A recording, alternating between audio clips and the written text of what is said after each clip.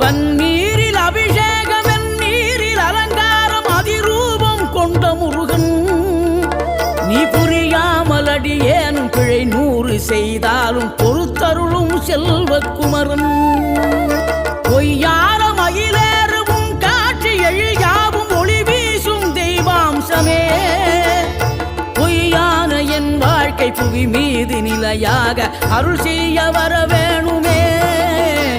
நீ அருள் செய்ய வர வேணுமே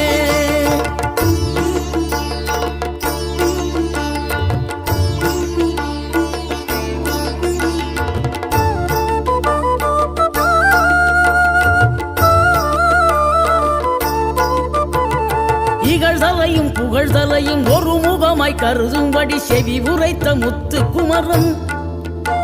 நீ வறுமையையும் வளமையையும் சமநிலையை உணரும்படி மதி கொடுத்த